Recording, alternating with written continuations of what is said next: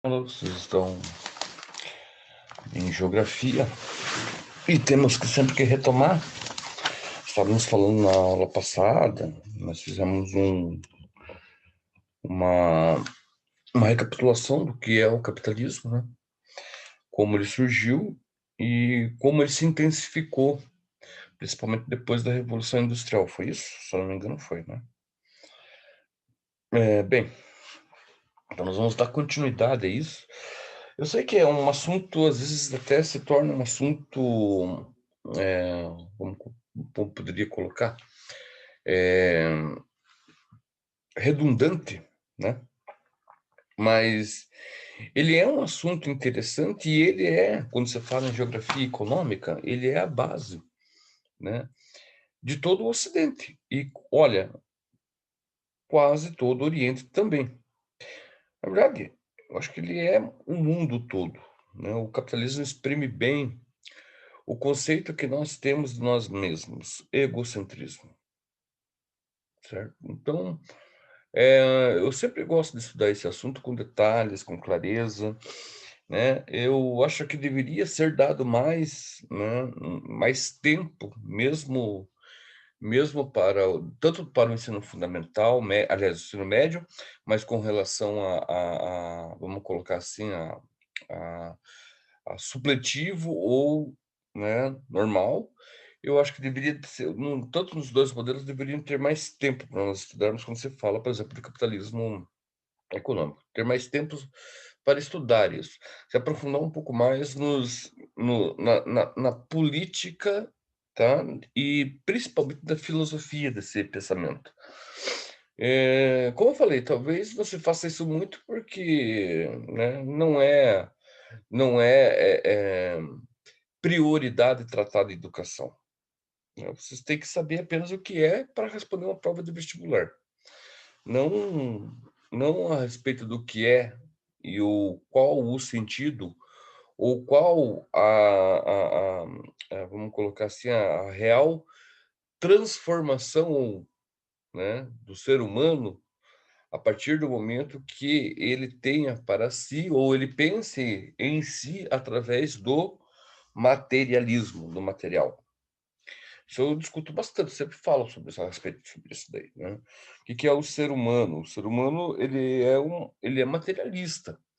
Materialista porque é consumista. Consumista porque é capitalista, tá? Então deveríamos pensar um pouco mais, né? Por que que vocês, não sei se vocês é o caso aqui, mas vou arriscar. Quando vocês saem daqui de Curitiba e vão, que é uma cidade, né? Ou eu não sei se os dois são da cidade aqui, a Laura eu sei que é, o rapaz, eu não sei se é daqui de Curitiba também, tá? Mas se não, se vocês moram em cidades, eu vou dar um exemplo que ele serve para as duas situações.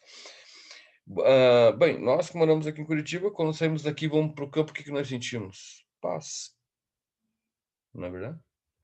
E quem é, porventura, de algum lugar mais retirado ou retirado das grandes cidades, vai para a cidade sendo o quê? Turbulência. Sabe quando o avião tá voando e de repente dá uma turbulência? Assim, mexe tudo, assim, você fica... É o que você sente, né?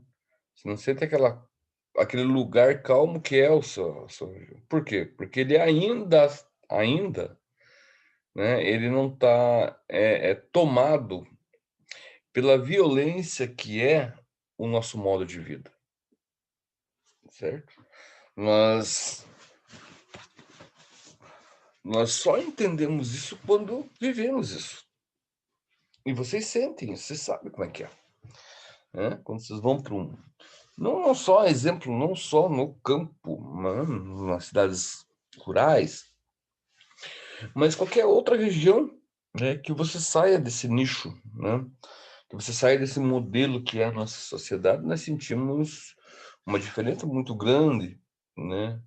Que a nossa própria biologia estranha, tá? Você vai fazer uma trilha, você vai para uma praia que seja não deserta, né? Mas uma praia que seja pouco movimentada, né? Para, enfim, uma série de coisas, uma série né? Que a gente que a gente consegue perceber o quanto nós somos, né?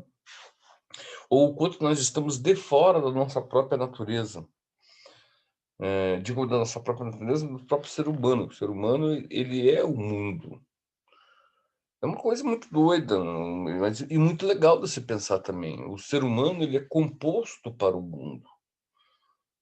E toda vida no mundo, tá?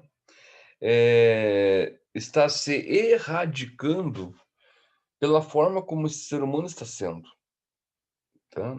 Olha, só para você ter uma ideia, o mundo é composto de 30% terra e 70% é água.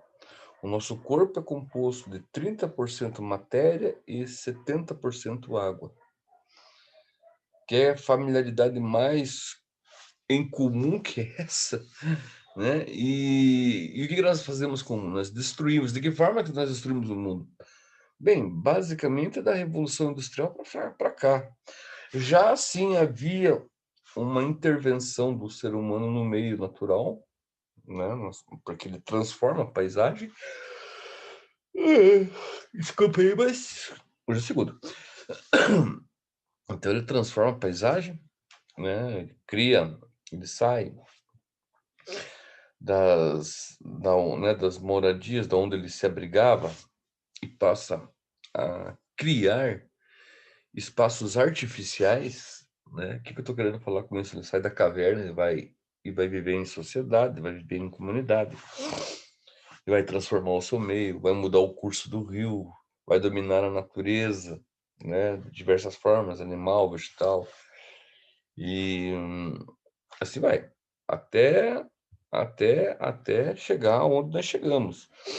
Então, se vocês ainda não ouviram falar, né, existe estudos, né, que trabalham com sociedades ou modelos por quais essas sociedades passaram. Então, nós temos, como eu falei para vocês, o primeiro modelo é a sociedade da caça, da coleta, né, do nômade para o sedentário.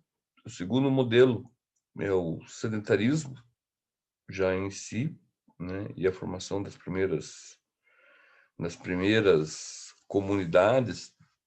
Então, nós temos como o modelo número 1, modelo número 2, né, sociedade 0.1, desculpa, sociedade 1.0, sociedade 2.0, que é o modelo que nós conhecemos, o modelo em que cada vez mais, esses modelos cada vez mais entende-se que são modelos que interferem diretamente e indiretamente no mundo, né?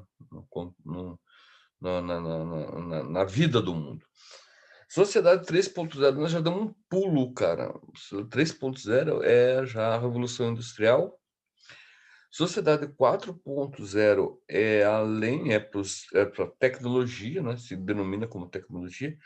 E alguns já falam em Sociedade 5.0, que é a ciência artificial, né, inteligente.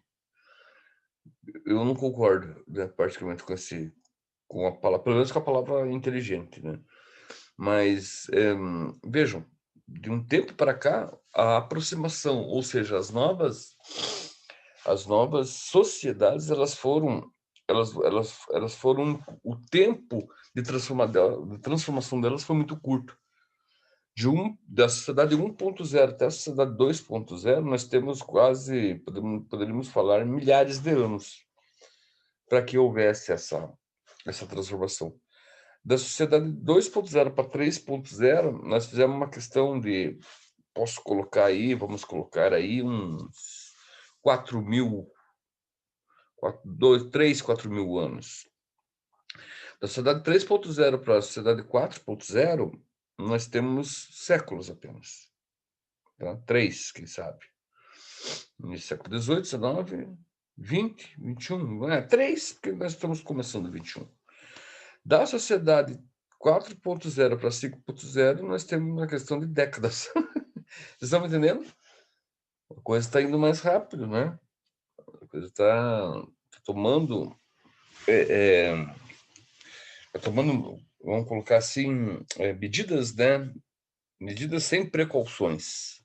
Essa é a frase que eu queria falar. Medidas sem precauções. Nós estamos voando, nós estamos deslanchando, né? No mundo onde nós não sabemos exatamente quando será e como será, né, o nosso amanhã, né? Nós temos hoje em dia o poderio, né, de armamento para destruir o mundo é mais do que suficiente. Nós temos armas nucleares e outras mais, né, que podem acabar com o mundo em questão de segundos, né. Eh, nós vivemos sobre nós estamos em cima, nós estamos vivendo num momento onde depende depende do ser humano ele querer chegar ao fim, né. A nossa vulnerabilidade, ela é constantemente testada, né. Vejam recentemente nós estamos ainda, mas recentemente fomos acometidos pela pandemia, entendem? Pandemia, né, provinda do H1N1, né, denominado para o século XXI agora como Covid-19, né. Essa H1N1 ela já vem lá do século passado lá, né, na mesma época quase, né.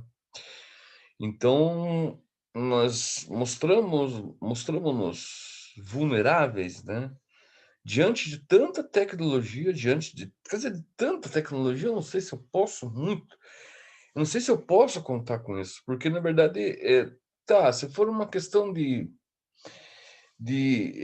progressão da máquina, né, da ferramenta, tudo bem. Agora não que o homem ele esteja fazendo parte da sua própria criação. Não sei se vocês me compreendem, né. Alguns estão, outros não, né. Ao mesmo tempo que nós temos pessoas com um celular que é tudo na vida das pessoas hoje, né, mas um celular aí de ponta aí, não sei qual, o meu é tudo meio atrasado.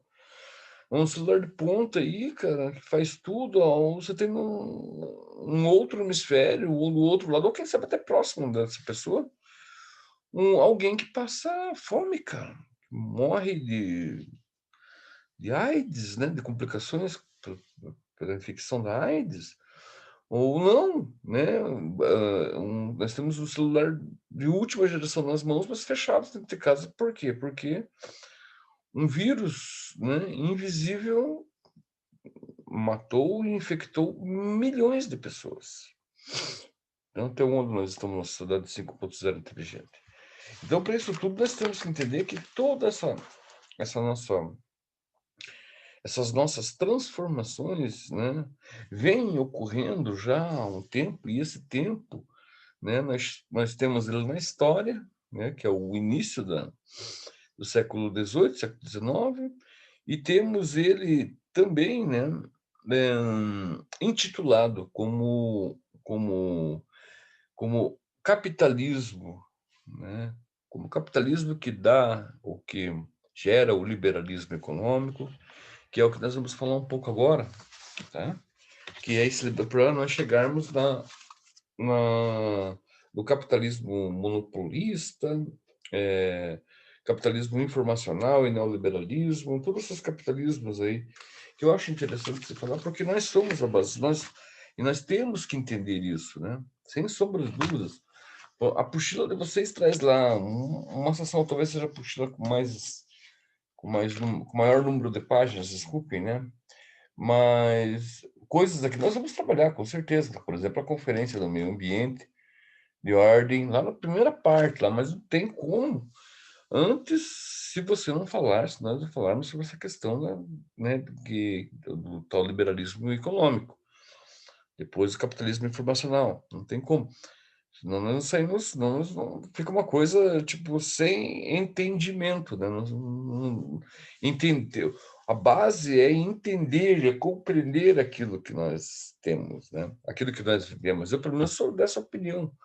Adianta você querer saber lá da economia sei lá, financeira da China, cara, se você não conhece aqui o que levou a, vamos colocar, a China a ser como é hoje economicamente, não adianta se você não souber tudo isso daqui. Aliás, se você tem a relação, se você sabe, se você compreende, se você entende essas etapas do capitalismo, você passa a entender um mundo melhor. E você passa a entender todo o modelo, ou os modelos, tá? Financeiros, capitalistas financeiros do mundo. Então, isso que é interessante, por isso que eu chamo a atenção aqui de vocês.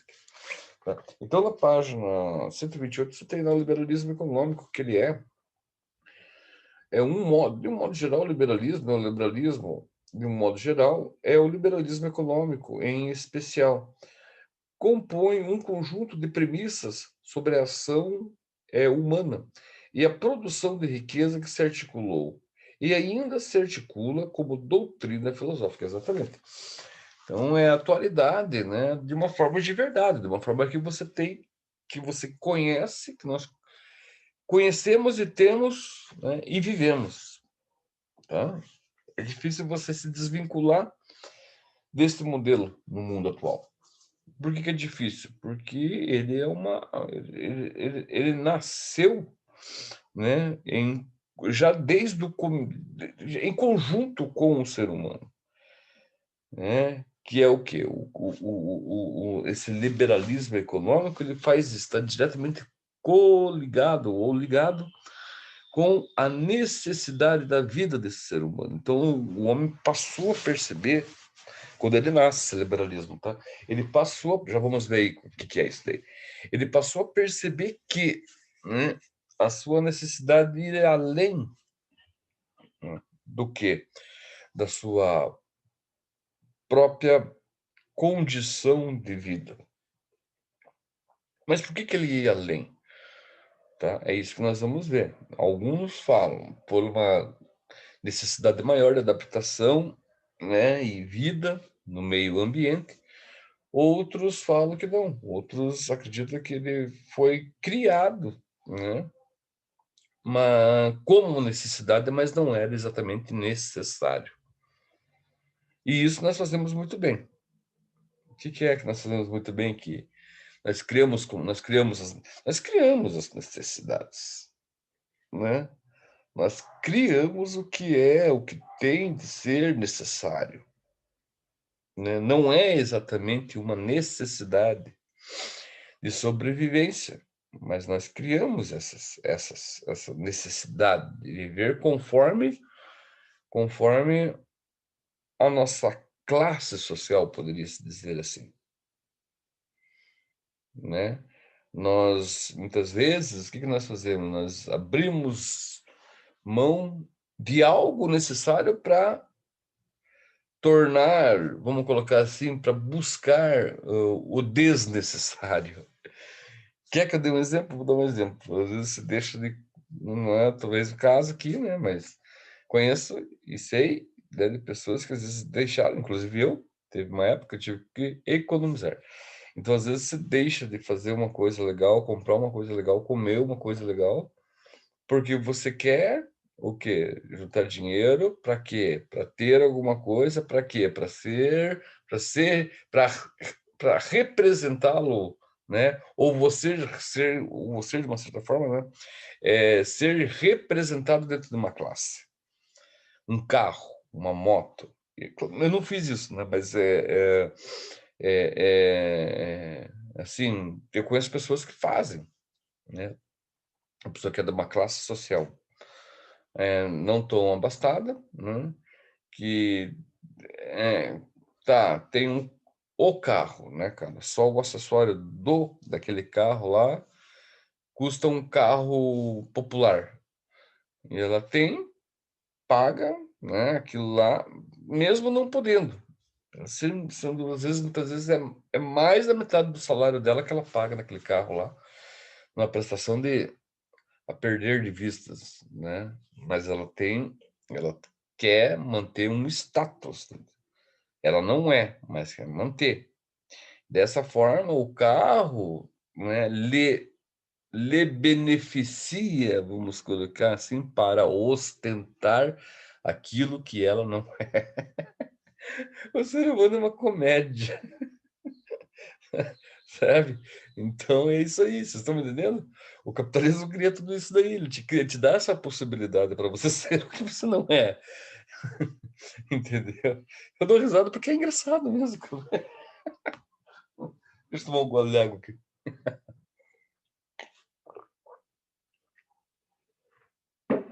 E chega a ser engraçado. Então ele te dá essa oportunidade. Então, olha lá, ó. Desse modo, o liberalismo em economia não se dissocia do seu aspecto ou da sua filosofia e política. Os principais autores do liberalismo clássico são, isto é, aquele que se desenvolveu no século XVIII e XIX, que eu falei para vocês, é o Adam Smith. Esse daqui é o mais estudado, né, de todos os tempos. O David Ricardo, Jeremy Bentham, esse eu não conheço. E o outro também, que eu também nunca ouvi falar, William Humboldt, deve ser essa a pronúncia. Humboldt, por aí. Então, os princípios básicos do liberalismo versam sobre a defesa do livre mercado. Então, você é livre para comerciar, tá? Do direito da propriedade privada, então, né? Da liberdade de ação individual. E o que pressupõe a garantia das liberdades individuais pelo Estado, a não intervenção demasiada do Estado sobre o mercado, a competitividade econômica e a geração de riqueza. Bem, vários pontos aqui que nós podemos conversar aqui, mas dentre eles, né, a própria questão da propriedade privada. O que é uma propriedade privada? É aquilo que é seu, né? Então, o liberalismo lhe dá essa oportunidade, né? Problema, a questão é que o que é seu não é seu, né? Por exemplo, um terreno em uma casa, é seu?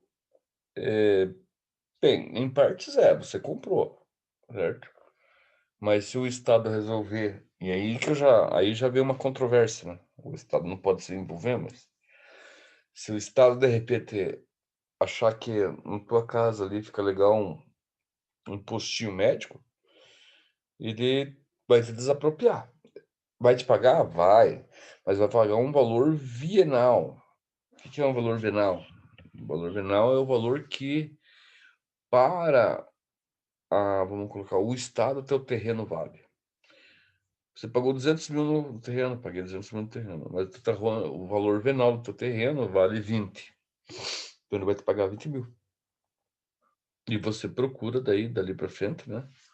Um lugar, igual o seu, que você passou milhares de dias, né, arrumando, deixando bonito, construindo, pintando, né? Você sai de lá com 20 mil reais e compra um lugar igualzinho aquele que você pagou no terreno, na casa, em tudo que você fez. Essa é a realidade. Né? De outras também, então temos também, né, a questão da liberdade de comércio. Então, a liberdade de comércio, de uma certa forma, é o quê? É você não existir um monopólio, né? Se existe um monopólio, você tem a liberdade de comércio. Então, você se relaciona dentro desse comércio o quê? E quantas coisas custam, né? O lucro, que é a base de tudo do capitalismo, que é a principal base do capitalismo, é o lucro, passa a ser entendido conforme os comerciantes e assim vai. Então, de uma certa forma, esse modelo, ele não é um modelo assim, como poderia colocar para vocês, tão falho.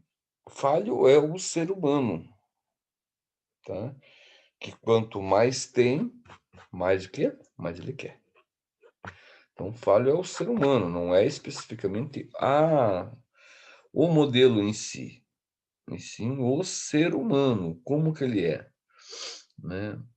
Se ele se ele tem a tendência para, né, vamos colocar assim, enganar o outro, esse é o modelo perfeito para que isso aconteça, né. Se ele tem a tendência de, através desse modelo, comprar o outro, escravizar o outro e assim vai, isso acontece. Agora se ele tem a tendência, né, de ser uma pessoa justa, né, e, utilizar-se do modelo para enriquecer, porque nós só trabalhamos com esse intuito, né, enriquecer, não interessa o quê, né, eh, mas nosso intuito é sempre ganhar, ter mais, querer mais, né. Se o cara tem o intuito de enriquecer, porém com sobriedade, com, vamos colocar assim, com responsabilidade, com dignidade, daí pode ser que as coisas tomem um outro rumo. Qual que é o exemplo que eu posso dar para vocês? Sociedades, atuais de primeiro, ou melhor, países de primeiro mundo e países de segundo mundo e assim diante.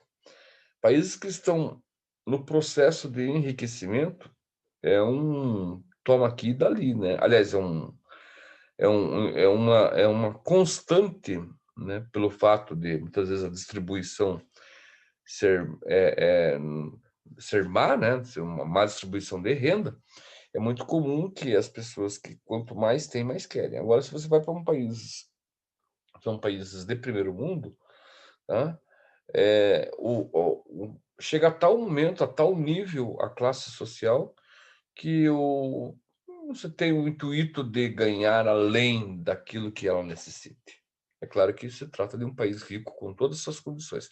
Pessoal, deu o horário aqui, senão eu estou me empolgando ultimamente, tem que ficar beleza?